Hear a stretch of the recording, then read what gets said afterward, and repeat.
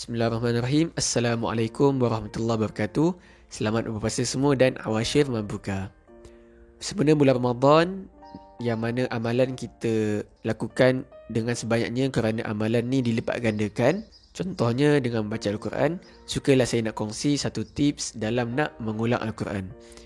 Dan saya dapat tips ni daripada kawan saya yang memang saya nampak dia seorang yang masyi lah, ataupun kita gelar cair dalam hafalan dia. Contoh, kalau saya tanya juzuk ni, dia boleh jawab.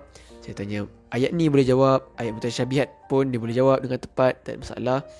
Macam tu. Tips yang dia bagi dekat saya macam ni.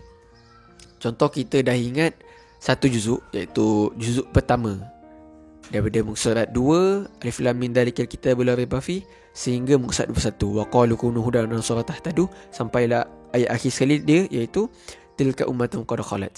Jadi cara dia macam ni. Daripada muka surat 21 tu, kita start daripada ayat bawah sekali, bukan ayat atas sekali, tapi ayat bawah sekali yang tadi macam mana kepala dia. Tilka ummatun qad khalat laha ma kasabat wa lakum ma kasabtum. Daripada situ kita naik pula ke ayat sebelum dia, iaitu apa? Am taquluna inna Ibrahim wa Ismail.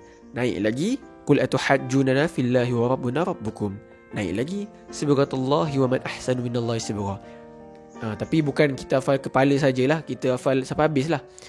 Saya cuma bagi tahu sebab saya nak pendekkan masa lah, tak ada nak bagi tahu semua. Tapi cara dia macam tu.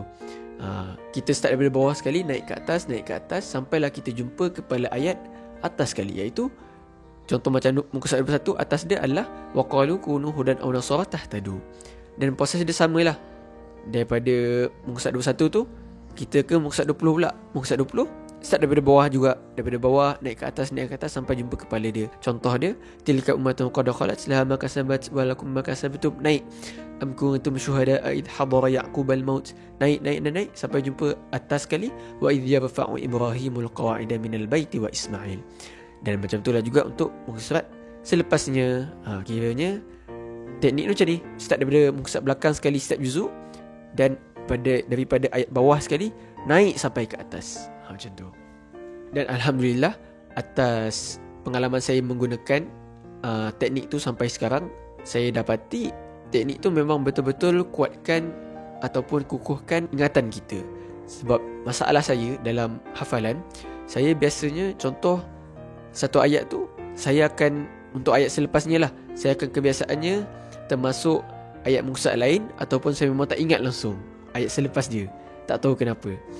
Kalau ingat pun tak semualah. Yelah, macam contoh, kalau kita hafal satu juzuk je, memang senang lah nak ingat semua. Tapi contoh, bila kita accumulate benda tu, naik, kita dah hafal 3 juzuk, 4 juzuk, 5 juzuk, dia makin payah. Sebab takut kita termasuk muka surat lain, termasuk ayat lain, ada ayat mutasyabihat dan sebagainya. Macam tu lah.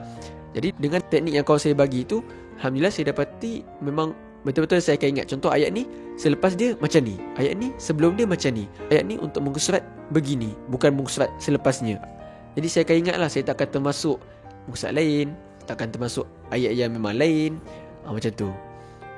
Jadi semoga tips yang saya bagi ni bermanfaat. Terima kasih kepada kawan saya yang sudi kongsi kepada saya, dan sekarang saya kongsi kepada anda semua. Alhamdulillah, bersempena penat kupatah ni.